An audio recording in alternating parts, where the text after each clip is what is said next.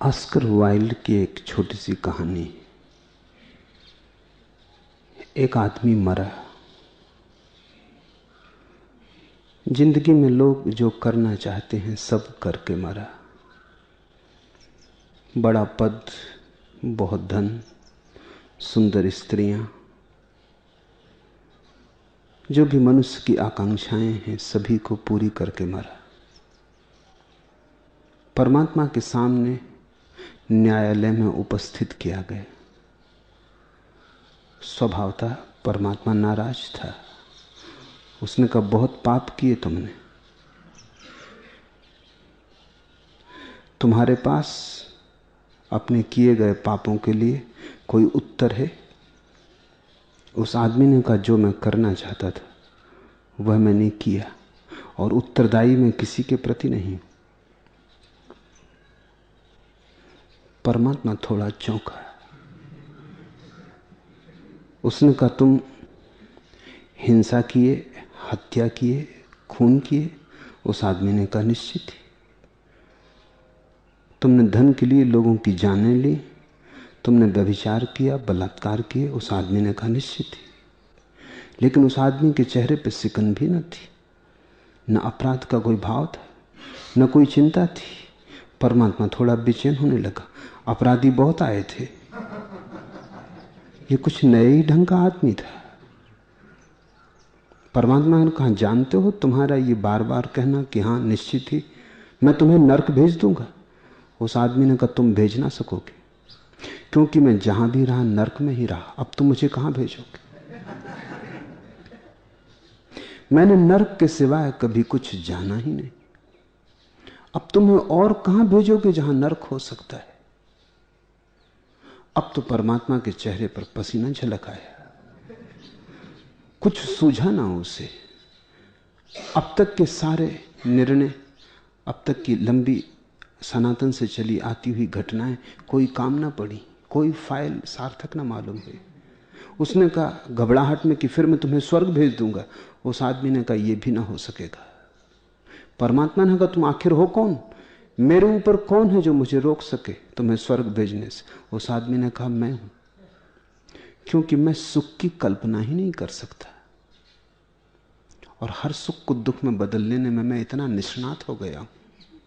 तुम मुझे स्वर्ग ना भेज सकोगे, तुम भेजोगे मैं नरक बना लूंगा।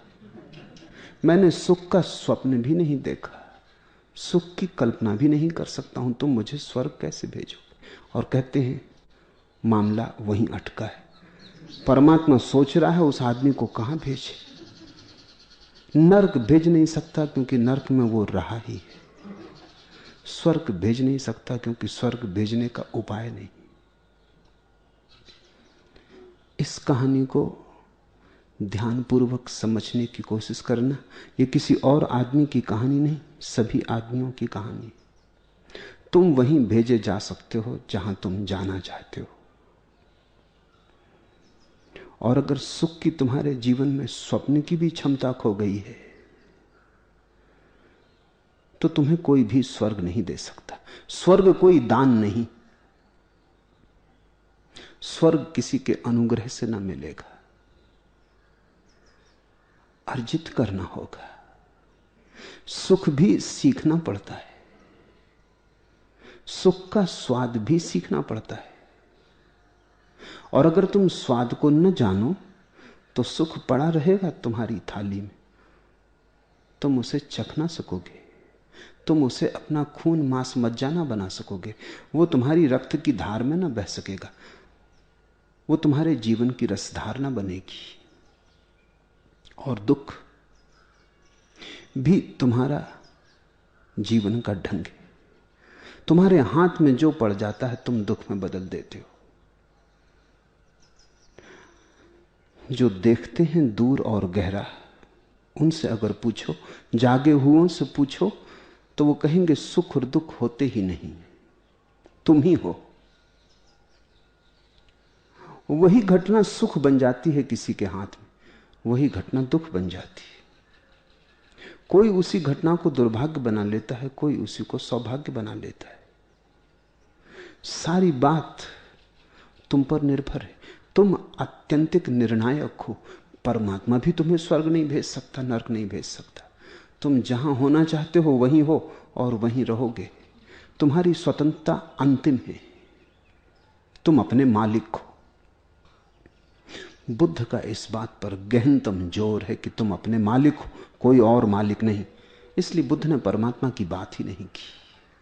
उन्होंने कहा बात ही क्या उठानी, आदमी आत्यंतिक रूप से जब खुद ही निर्णायक है तो परमात्मा को छोड़ ही दो। परमात्मा को बीच में लाने से भ्रम बढ़ सकता है।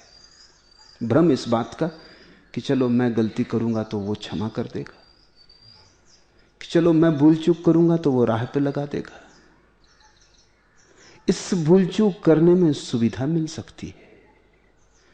परमात्मा की आड़ में कहीं ऐसा ना हो कि तुम अपने को बदलने के उपाय छोड़ दो। तो बुद्ध ने कोई आड़ ही न थी। बुद्ध ने कहा कोई आड़ की जरूरत नहीं, क्योंकि अंततः तो परमात्मा भी तुम्हारे विपरीत कुछ ना कर सकेगा, हो तो भी कुछ ना कर सकेगा।